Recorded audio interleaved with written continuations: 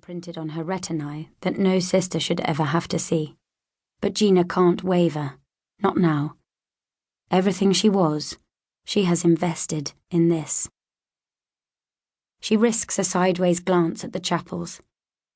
A combination of determination and vulnerability, Maggie Chapel has made the journey each excruciating day of the 18-month inquest. At the start, her curls were sleek chestnut and soft. Now her hair is wire wool. Look, there she is, all on her own. Who? Gina had given a slow, measured nod in the direction of the woman wearing the smart suit. I'll just go over and pay my respects. Why the hell would you do that? How quick Bill was to write Maggie off. Because she's lost a child, like us. She's nothing like us. She's got a bloody nerve showing her face. This version of her husband was a stranger.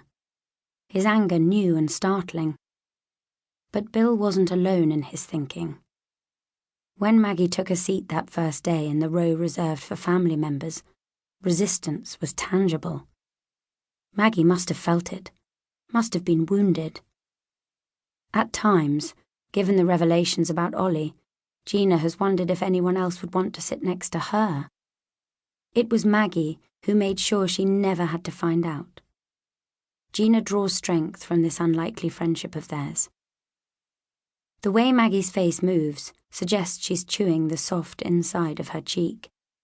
She's gripping the hand of her husband, Alan, a quiet man who radiates quiet strength in a way Bill never could. She's holding on for dear life. Gina reaches for her right hand and feels a twitch of surprise before Maggie glances up.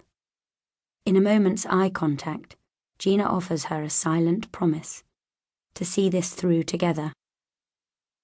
As Gina turns back towards her daughter, Donovan acknowledges her with a nod.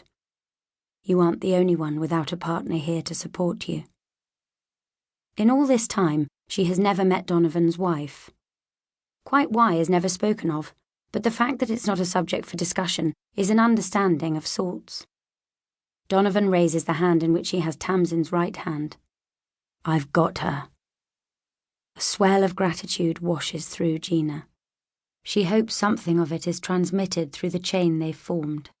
The rows of bereaved, devastated, wrecked family members. Movement. All eyes turn as the spokesperson for the jury stands. Nobody dares breathe. The coroner clears his throat before addressing her. I'm going to go through each of the 14 questions in turn, and you will answer with a simple yes or no. Do you understand? The poor woman wets her lips, nods. It isn't a role Gina would wish on anybody. Do you agree with the following statement, intended to summarize the basic facts of the incident? On the 22nd of August 2003, following the admission of a large number of passengers, 58 people died in the disaster at St. Botolph and Old Billingsgate stations after falling on or from the escalators. The spokesperson's voice quivers. Yes. Though Gina's limbs are perfectly still, her blood is restless. Was there any error or omission on the part of station management or staff for any reason whatsoever on the 22nd of August 2003 which caused or contributed to the dangerous situation that developed? Yes. Several rows behind Gina, someone is already weeping.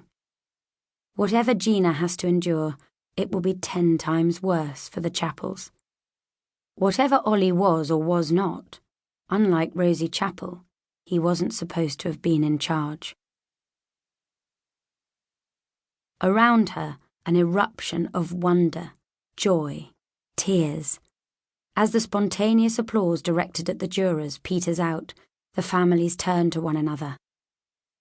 We did it, they repeat in disbelieving voices, and, finally, words spool without registering.